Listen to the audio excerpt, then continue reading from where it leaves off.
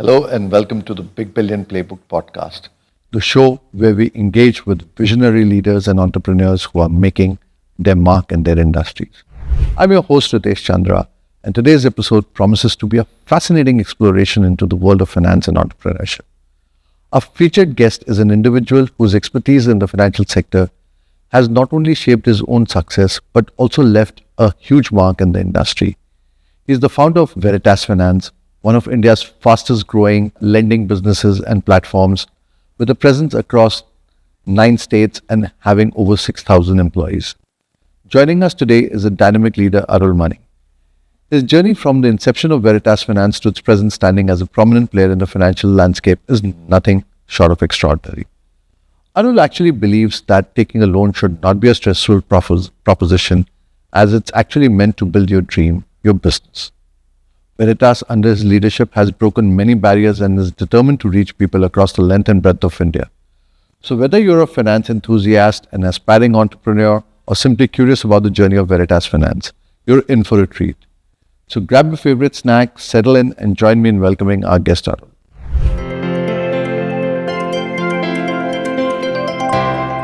Arul, welcome to the show, and thank you so much for taking out the time to be here with us. Arul, let's start with a little bit about yourself. I think you started off as a professional with over nearly 15 years working as a professional. What made you decide to take the entrepreneurial plunge? Thanks, Ritesh. I think all those words of veteran and all that, I think I'll take it with obviously because you have a regard and for what we have been associated with, you have seen.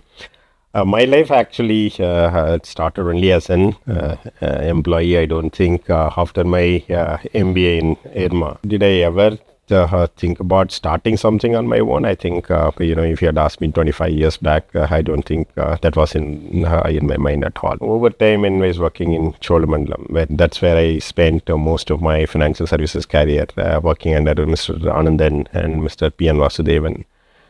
Who actually eventually went on to start something on their own. So they were my inspirations. Obviously, I had an opportunity to start up Aptus when Mr.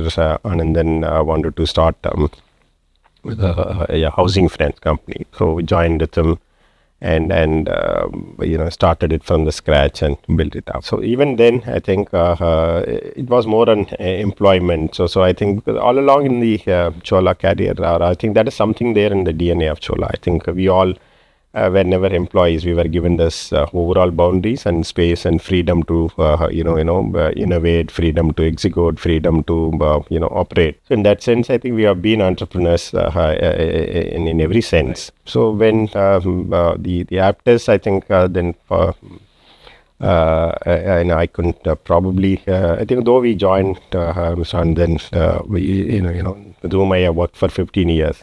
I think we are at a different level, stages of our life, and some of the things, probably we couldn't really, ensure that So we had discussions about the way forward for Aptus, and then I decided to, move on to pursue something which I was very passionate about, which is MSME lending, and that's how the journey of Veritas started.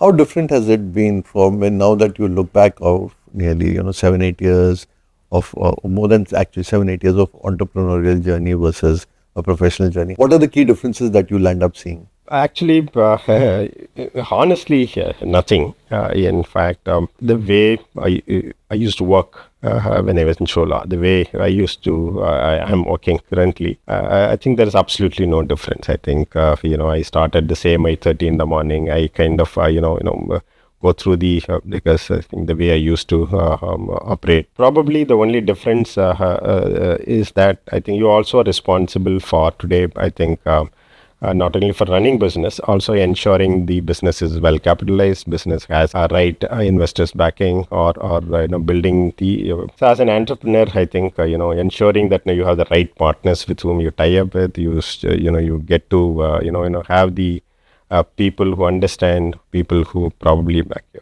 That part, I think, is something which I probably struggled a bit. I continue to struggle even now also. But fortunately, I think God has been kind, and I think we are associated with some of the excellent people. Some of the friends whom I talk to, they keep telling, how do you manage a multi-investor construct like this, everybody will be pulling you in different directions. But honestly, I haven't experienced that part of the world at all. I think because we have excellent support. Either it is early. I think Venki, who's been associated with us, he's been supporting. So he, in a way, actually has been guiding right through. I think he's just not been playing the role of an investor. So he actually continues to support me at every stage. And then we had Niren of Narvest and Nishant. Nishant has been a phenomenal support during the COVID period. I think right after the investment of Kedara into Veritas, I think we shut doors because of COVID. The way actually Nishant held my hand and made me walk through the entire crisis period is something that I would never forget. So these kind of supports, when you say, then you actually don't feel Alone. alone. So it's been a great journey. I think I just continue to do what I am good at. So I go to the office, I continue to build the organization. I think all my partners do take care of everything else. I think there's a joke in the investing circles that good investors gravitate towards good people. So I think it's a great testament to who you are as a person. Let's talk about a little bit about Veritas, and it's been your baby for now a long period of time. What was the thought behind targeting the MSME segment, and what was the genesis? Where did you see the opportunity come through? I think being associated with the lending business for about 2 decades, more than 2 decades. I think right through the vehicle finance days, I think where we were interacting with the small business. I think though, albeit it was for a different product for a vehicle finance. I think there we had tractors, we had 3-wheelers, we had people who were buying light commercial vehicles, all of them. Part of them were small businesses. I think we understood the need, understood what they are looking for, what is the struggle that they were going through. So on vehicle side, we were able to really support because that was something we were doing.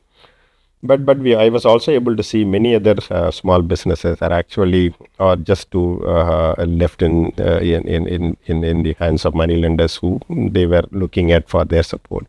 So this was been working. Not that we had any idea of starting MSME lending at that point of time, but we were aware of the segment. Then we even started the housing finance along with Mr. Anand, and then I was even more closely associated with the rural segments. And then we were there also, we were filling our needs for construction of a house. So even then, I think we were actually not getting to support their core requirement, which is for just starting a business, for supporting a business, building a working capital, giving that lift that is required, for which they again were going only back to the money lenders. So this is something that was running in my mind. Even in Aptus days, I think this was something that we thought we should expand to, move into and diversify into. And there, I think for various reasons, I think we chose to focus on the construction, which is less riskier and all that. So when the opportunity came to start something on one, I was very sure that this is a segment that we will address. This segment that we got into is where we lend to small businesses, we lend to smaller town customers. We are in rural areas, even small amounts. We don't give a 20 lakh or a 40 lakh or a 50 lakh for building a business. These people don't need that kind of a the average ticket size is about 4 lakhs. 4 lakhs. So a guy who wants to start something and then expand into something, he needs a 3 lakh capital to either build up his shop or expand his thing, or put up more stocks during the festival and all this. And even it may be as as small as buying 5 cows for making a supplementary income also, in addition to. So these kind of customers are actually are now today are borrowing from the money lenders, where they pay anywhere between 60 to 90% in terms of the interest rate. And that's where I think it's more it is even today continues to be, despite the support of many private equity investors. But I think we continue because they also have that heart in doing what we are focused on doing. It is a social inclusion business. It is a financial inclusion business. It is a social impact creating business, while it is also actually extremely profitable and attractive. And so just for the benefit of our viewers, you've got a MSME lending as a large part of your business, and you've also started housing finance business Correct. What is the breakup right now in terms of the loan book? Yeah, we started as an MSME lending because when you start an organization, when you start up, you need capital and you need to show the way the company can be profitable. So MSME lending, smaller amounts does come with a slightly higher interest rate, and it's a medium-term loan. So it attains profitability faster. It ensures that the scalability is assured. And then once you have built a small scale and size, then we thought, it's another product that, and we have now currently, if you dissect our book, I think we have about 80% of the book in the MSME lending, which includes construction loans as well. And then we have about 15% of the book, which is into close to about 12 to 15% in the unsecured lending, what we call is working capital loans, which are short term, which could be probably be about 1.5 years average. It's about 2 lakhs average ticket size. So broadly, the segment is MSME segment, but the needs that we cater to are different from short term working capital, medium term business loans, long term housing loans as well. And geographically, while you did start in Tamil Nadu, what is the geographic spread of the business today? We started in Tamil Nadu because we know the territory as the back of my hand, and obviously we are from Tamil Nadu. But in terms of the number of MSME enterprises, I think Tamil Nadu tops the list. I think it's one of the states which has a high number of MSME lenders. We started in TN, where our 100% of our book was built in TN. So subsequently, we never wanted to be a South India player, or we wanted to be focused on regional players. So we knew that we have to be across India. So we expanded in South. I think all our expansion have been contiguous. So in South we expanded to AP, Telangana, and Karnataka. But when we are exploring where are we actually going to be making the next stop, I think we were, we were choosing whether it is west or east or north, and I think north is something we have. We thought we will go last because we understand that territory the least. So we have not been exposed to so much in terms of customer behaviors, in terms of repayment culture, all of this. So we chose between the west and east. I thought. West is again has states like Gujarat, Rajasthan. Probably it is well developed and well banked states. So and then we understood the East is something which has been which has been actually the least penetrated state for MSME lending, least banked states. I think so when we studied, we found that East is another market that we need to get into. So we made foray into West Bengal, and which continues to be one of our significant states even today also. And then came down to Odisha and now open in Jharkhand as well. Apart from this, we have started in Central, so MP and Chhattisgarh also has been. And I think the way, as I understand it, the way the portfolio has been constructed, there is no predominant state which occupies the part of the loan book, etc. Yeah, as of now, it does. I think as of now, Tamil Nadu has about 44% of our book is still in Tamil Nadu from 100%. But the way we want to build, I think we want to be a de-risk company where we don't have a concentration risk, where we will be present in about 10 to 12 states, and probably the biggest state, anchor state where we are present, probably will have about 20 to 25% of the book. Whereas the larger states will have about 10 to 15% of the book, and then the smaller states may contribute about 6 to 7%. So that's the way we want to build. And whether we are already there, no, we are not yet. I think that's the direction we are taking.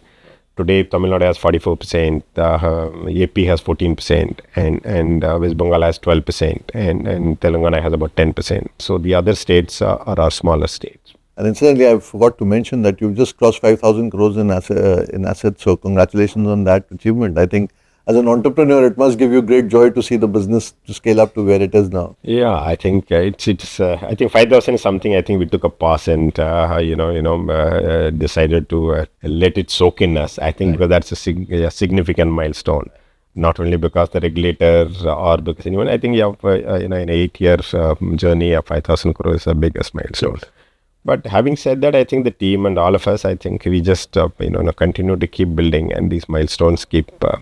In fact, I think I remember when we started Veritas, we had put in the the senior team sat together and we said, how do we build the organization? How do we put it together? So Suchin, Prakash, myself, we all sat. I think there will be phase one will be we should do 1,000 crores in 1,000 days. And that we did. We did slightly, took a little longer time. I think we did about 4 years.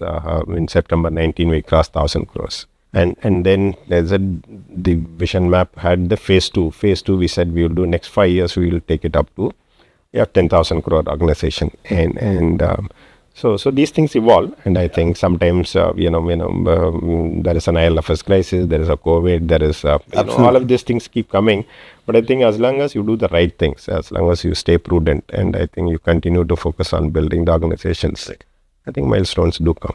Correct. No, I completely agree. I think as we've discussed it multiple times, building a financial services business is literally building it brick by brick. You can't expect it to have it done overnight. So. Absolutely. I think I've been in financial services for 25, 30 years now.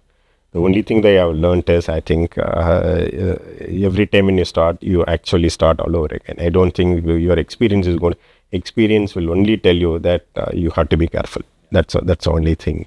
One of the things that's interesting, and Arun, you alluded to it a little bit earlier, competition is different in every state that you are operating in, given that you're operating in multitude of states. What is the value proposition that makes a customer come to Veritas? Customer acquisition is not a challenge, but customer selection is a challenge. Like you have thousands of customers wanting to take a loan in the business segment that we operate in. For various reasons, we decline the loans.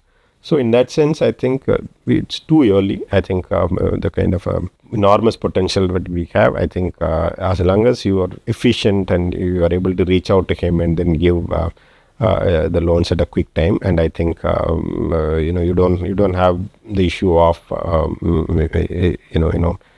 fighting with the competition.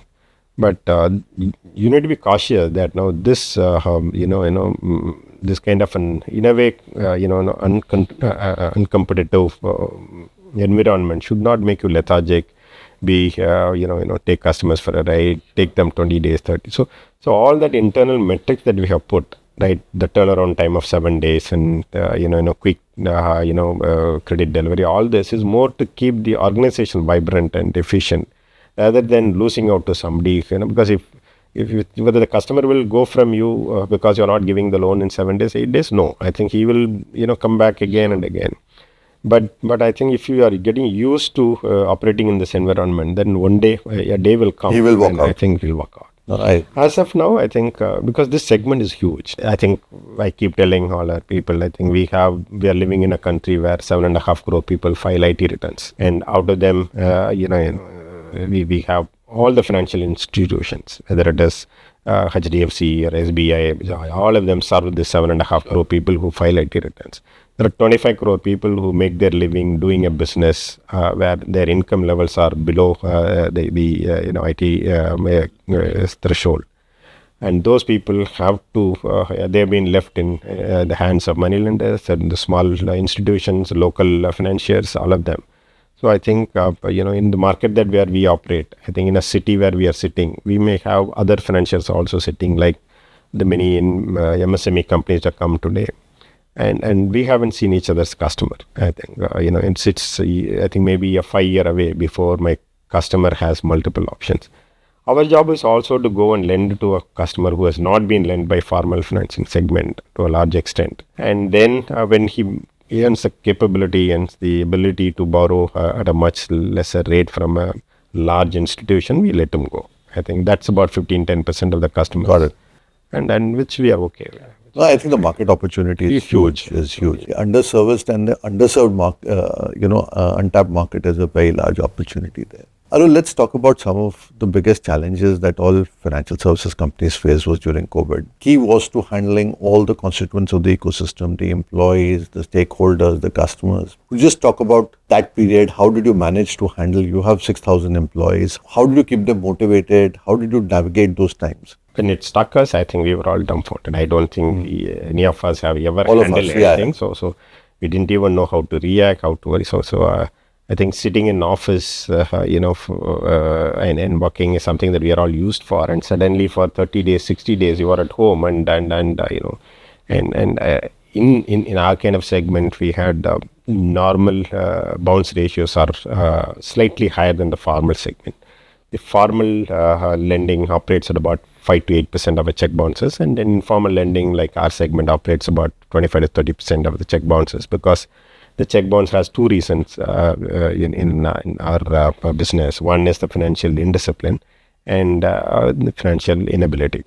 So inability will be part of it. Post COVID, I think in first month, I think I remember sitting like a day, with 75% of the people bouncing the check, which means that the money that we are given, 75% of the people did not have the money to pay back. Fortunately, as I was telling earlier, I think we had investors who actually said first, let's support.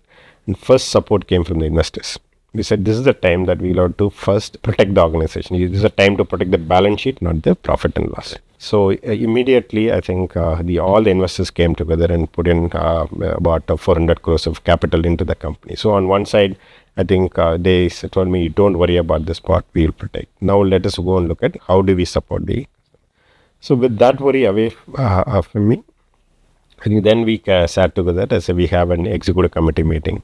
Where we kept meeting. Now that we are at home, and I think we can have meetings every day. So I think Prakash, me, Suchin, and KP was there at that point of time. So all of us huddled together. I think we tried to understand what exactly was going through in every state, every branch, employee safety took the biggest priority. I think, we lost one employee during the COVID period. I think that is a very sad thing. But when we looked back, it's not, we are happy about what happened in other organizations. But I think in compared to, we didn't lose anyone for COVID. I think there are companies of our size and scale lost about 10 to 15 people. And that was a very, very sad news. So then with the equal empathy, I think we approach the customers also. I think it comes in the DNA, because I think all of us, we have been trying to tell, I think we are lending it to a segment which needs to be understood. So if you have understood the segment, the way you approach the segment will also be different. I think 90% of my non-payment happens only because of inability. It doesn't happen because of intent. So if you lend to your customer, it does not pay. See, it tries to prioritize your repayment even at the most difficult circumstances. So only during the COVID period, we did see the spike. And after that, I think slowly, definitely they all. So during the period, I think with the investors' concern, with the shareholders, with the board, and I think we have a very, very, very understanding board in that sense. I think, and how do we approach the customers? It was a common decision that we took. I think this is not the time that you go and collect every single penny that you. Yeah. So if you last 2 years, if you see my credit cost has gone up to about 1.5 point. It's a conscious call, I think, this segment. But I think with that, approach, I think customer also bounced back. They wanted some more time, which I think initially the regulator gave 6 months time. Subsequently, we also gave some more time. And I think we are a little compassionate about the whole way we approached. And that also gave a pride to our employees.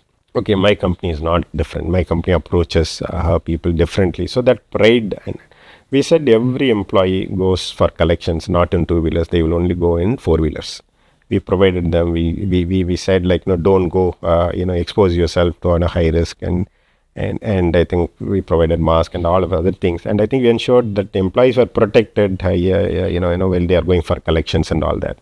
And the customers, we took time to come back. We still have little amount of residual stress left, but I think the way we have overcome is something that I think all of us sit back and see we have done a reasonably good. I think it's been terrific. I think the way times like these test in the culture of an organization, and I think Veritas truly stood out at that point in time, and I think that's a great testament to the culture that you've built within the organization.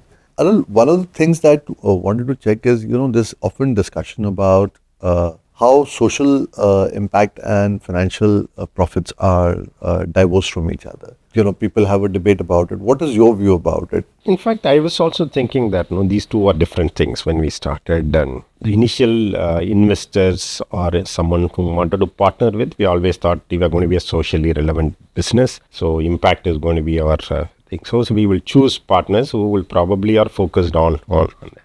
That's how we started. Our initial association is with the low capital and BII and all of them. We identified them with more with impact than less with But subsequent associations have been with the typical for lack of better word, I think capitalistic private equity or but whether it is in Norwest or Kedara or even now multiples, I think our experience has been that I think at the core all of them want to do something good. I think it is not that people are focused only on making money. I think at the end of the day, I think if the organization is focused on and building it on the pillars of social impact, I think they are more happy to support.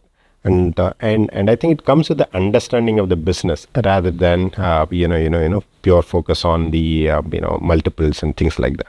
I don't know. Maybe I may be wrong, but in our own experience, I think at the core, in my mind, the social impact and the profitability go together. I think you can be highly profitable at the same time you can be absolutely compassionate and make a difference. So I think if you can make money while you are making a difference, and I think they are more happy to do that. So our experience is, I think our association with the people also shows.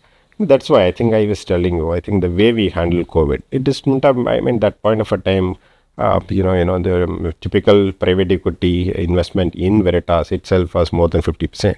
And I think we could have handled it differently.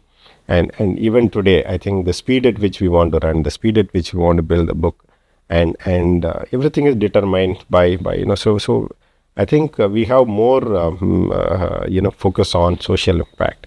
And while we understood that the model in itself is actually the more you do, the more profit will come. That way, I think it both go. It's more to do with the underlying core of what you are, rather than I think you don't have to make money at the cost of impact. Yeah, I agree. And I think there is enough proof across the market that social impact can be positive and can be done profitably. And I think that's where the bulk of the market is migrating towards. I don't know, coming back to you and Veritas, if I was to look at your day in Veritas, where do you land up spending most of your time? What do you spend most of your time during the course of the day? Honestly, I think banter. So I think that's true for all of us. So I think we love meeting, talking. So we get around, sitting, and then and then the ideas evolve, the strategy evolves. So we love. We are all guys who have worked together for. So when I go to a region, when I go to a branch, so it is no, it's not a review. It is not a. But all of them today, I think, whether it is my business heads, I think Kannan, Shekhar, and we recently taken a business head for home loans, Shankar. All of us, in some form or other, have the same alma mater in terms of Chola, and having worked together. Suchin, Prakash, we all have worked together.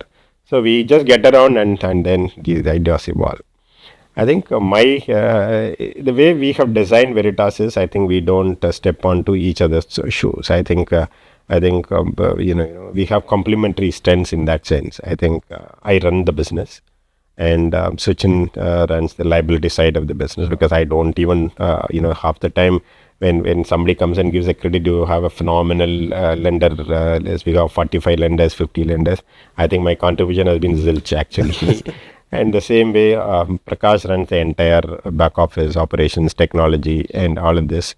And each of them are excellent in what they do, and that's my weakness actually too, in a way. And in business side, I think they know that it is best left to Arul, and I do take their views, and sometimes Suchin informs that Arul, you don't consult, you only inform. So in that sense, I think business they left to me. So my time gets spent on strategy in terms of what products we want to do, which geographies that we want to expand to, how do we diversify the business, and then actually this spreading the culture of what we are and what, why do we do what. So actually I believe in, in over communicating. I tell them what impact are we creating, what, different. So I keep telling my people, we are a finance company. we don't want to be a finance company, because finance companies have a separate tag. They can be a cutthroat company. They can be hard nosed, and so we don't want to be identified. So it's a brand takes a time today, I think. So we want to be a very so in that sense we give them the pride to live up to.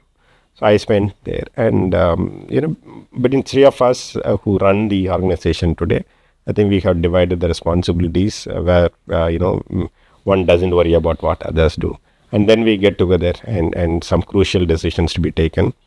I think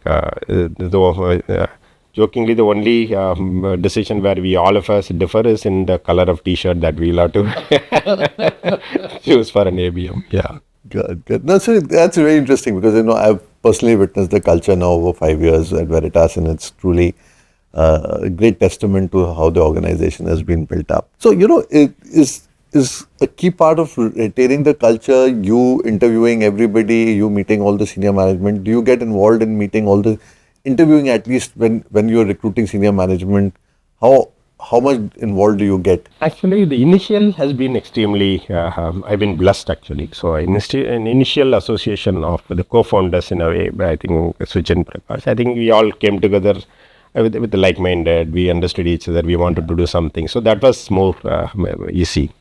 Subsequent selections have actually the senior levels. I have not worked with some of them, but I have known some of them, heard about some of them. And they have not seen me, they have not worked. So they are. So in that sense, I think I wanted to stay away from, having that bias in terms of the recruitment. So consciously, I sought the support of Nishant and Venki and others, just to look at them and then, tell me, am I right, wrong, and in that sense. So I had always stayed away from, being influenced by my own, likes. So in terms of, I think today, Veritas has been fortunate. I think even today, last week I was talking to my HR people, they're saying that we are able to attract good people, either at the senior level or at the field level. And in that sense, I think the senior team association in terms of cultural alignment and all that I look at.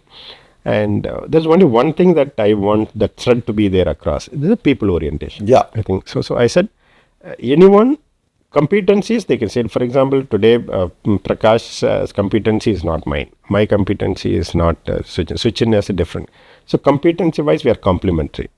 But culturally, at the end of the core of it, we all have to be people-oriented. Because that one thing alone, so someone who's extremely task-oriented, we kind of, stay away. So that's the only thing that I look for. And to test out in terms of, because, as an MD, you have seen and or directors have seen. So I leave it to the board and in fact, I involve Mr. Sen, who is our independent director, who is a chair as well, in some of the recruitments and in terms of the non-business recruitment. So that he is in terms of, so our chief audit officer, whom we have taken, our company secretary whom we had earlier. So some of these recruitments, I think he has also been involved, and he gives a view. So it's a more of an just building it together. So obviously I don't want to take say that it's that Arul knows everything. If he knew, Arul, if we can spend a few minutes on the broader market outlook from a regulatory perspective. Do you see any headwinds coming towards the sector, or is the regulator been very supportive throughout? What is your view on the regulatory outlook right now? I think fortunately in India today we have one of the very highly reputed regulators. The RBI, I think, has at times when they bring in the changes, you may not like it, but I think we are. I completely agree. I think they've done a spectacular job with. And some of the regulations which came in, I think either in terms of prudential norm changes which came in November and to regulate the industry, and I think the signals have been sent. RBI wants to harmonize the and banking so you don't want to have a different set of prudential norms for banks. Sure. Yeah. So those things augur well for the. So I think in my mind, I think a highly regulated industry has the high growth possibility. So that's what. So if you are unregulated, then I think somewhere someone is going to come under. So in that sense, I think this industry, NBFC industry itself, is a very highly regulated industry. In the MSME space that we operate from, I think RBI is very happy about the growth opportunity. But I think we also see some signals that I think which I think is coming recently, that the discomfort one gets out of the unbridled growth of the unsecured lending.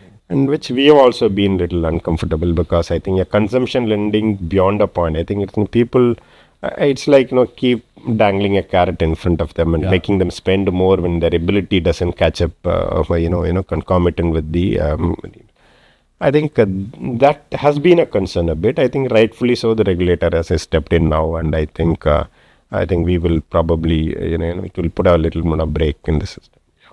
But I think, I couldn't agree with you more. The regulations in India have been fairly supportive for all this while, and I think the RBI has done a spectacular job with.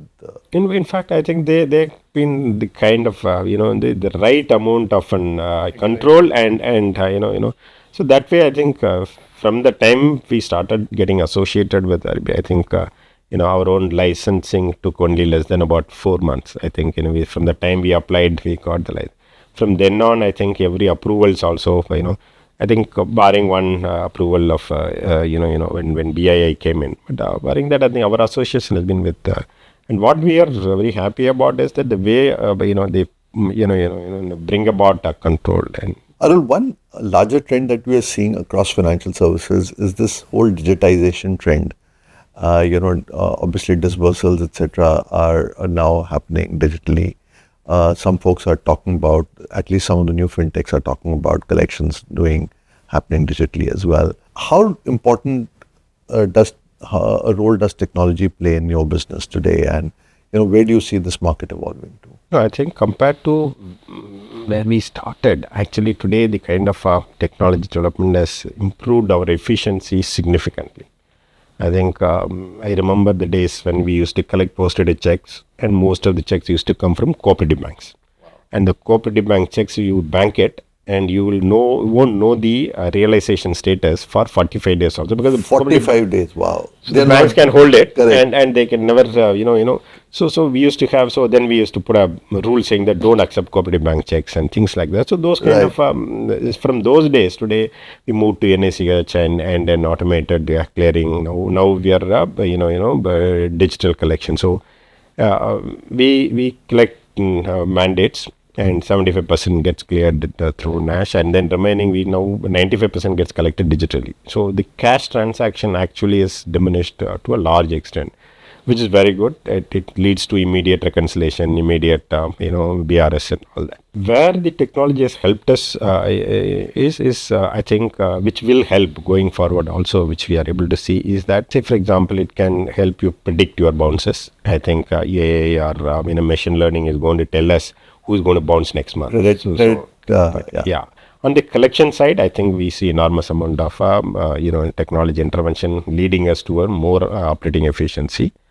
On lending credit, I think we already have seen the viability and possibility of doing a video PD and all that, but we have not consumed it to the extent it can consume, because we still drive comfort out of meeting the customer, physically spending time with them. I think seeing the environment, talking to the neighbors and all of this, which is what forms the core of our credit learning. I think there is no need to give up this. I think, today I equated with today, during the COVID times, I think all of us were getting used to VC and video calls and all of this. But there's nothing like a personal meeting and having a coffee here, right? Like, so meeting a customer tells us a lot about his credit culture. Talking to him, and observing him tells us a lot of things which can go on to do underwriting much better. So that part of it alone, we are trying to keep it, personal. So we say high touch model. And everything else, I think we have absorbed technology. Like, I think we can say we are a leader there in that sense. Today, 95% of my collections happen digitally. I think my acquisition happens, there is no physical application form flowing from the branch to everything. And I think lending decisions and disbursements happen through NEFT. as I said, we are working a lot on the credit score model and collection predictive Sure. analysis and all that. All of this, I think, will go on to improve our efficiency a lot better, and in a way lead to a lower cost and and a much better rates to the customer. And I completely second. I think a mix of both physical as well as digital is the way forward for the industry. Arul, we'll do a quick rapid fire to wrap the session up. And this is more about you rather than the business. So, if I may just jump into the rapid fire, let's start with how do you spend your weekends? Weekends, Netflix. Netflix? Any particular show that you'd recommend? I think weekends is with wife to the temples, and then I borrow time to spend. She likes the kuch kuch hota hai types, and I am into action, legal thrillers. Okay. So, Lovely. so we will have to watch the movie separately. I think very, very rarely do we get to sit together and watch one movie. Okay. I love all Malayalam movies. I think I don't miss any of them. I think I'm a movie buff. Yeah. That's good to hear. What's your comfort food? South Indian and non-vegetarian. Again, despite my wife hating this because she's a Brahmin, she cooks fantastic South Indian foods. But I go out whenever I'm outside. I think I like eating non-vegetarian food, and at home it is pure Brahmin food. Brahmin food. And I'm an addict to filter coffee. A recent piece of content that you enjoyed? Anything that I think you read or? Yeah, I think one of the book that made a huge impact is something that Nishant referred to me. I think he keeps once in a while, recommending books that I read from. He recommended Attributes, he recommended CEO Excellence and all that. Recently, he was talking about a book, Give and Take.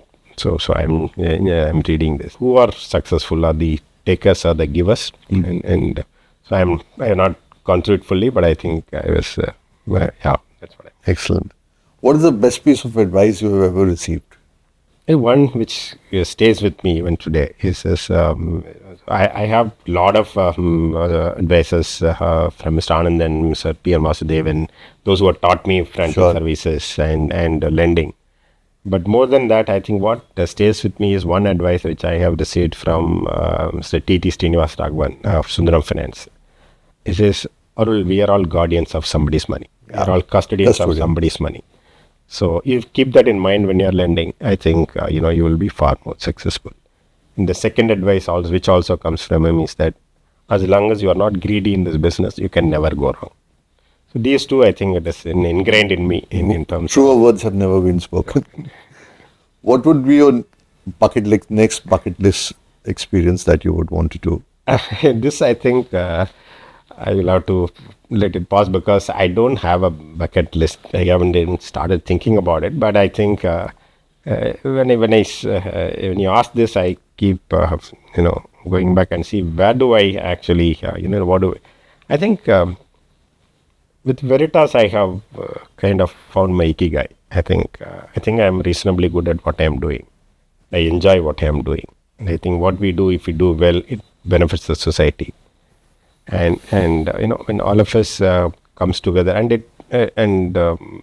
being modest, it also is reasonably remunerated. I don't think anyone can complain about the money that it.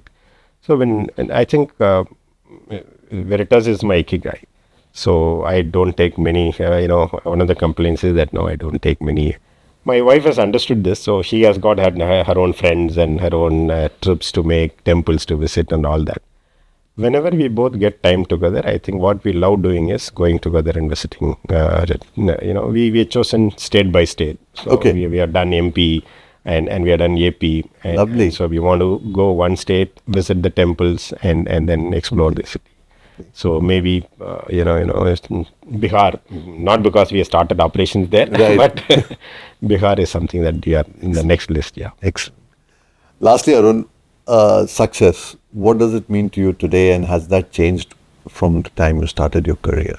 See, the one thing that has honestly changed is I think it has moved my friends and people a bit away from me in that sense. I think so today we have all my business heads, all my people, regional managers, all of them are guys who have seen me, worked with me. For example, Shekhar, who is my business head, working capital. I remember the days when we used to go and we used to smoke. At that time, and I stopped smoking about 20 years back. We used to smoke together, we used to drink together, and all of this. I think No, today when I visit, I think, when I walk out, or if he's standing there smoking, he hides the cigarette, right? He doesn't see me anymore as Arul. Lot of examples, like, even my branches visits, I like going to the branches, sitting in the bike and going and meeting the customers. And those days, I think today, I think they don't allow me to. They say that, no, you are MD, you have this, and they are only more interested in taking selfie with me than visiting customers with me. Right. That's something that I'm trying to say, that I am the same old Arul, and I want to be with you guys. I enjoy being with you guys. But I think for them, I think I'm a bit different. So in a way, it's a little regret. And financially, I think today, compared to about 20 years back, I think today I don't have any. I'm able to take care of a lot of my relatives, people, and I think that way, I think independence in terms of financial independence, that is something it is given. Excellent, Arul. Arul, thank you so much for your time. Pleasure talking to you. It was lovely. I think. Thank you. Thank you for so taking much. part of the series.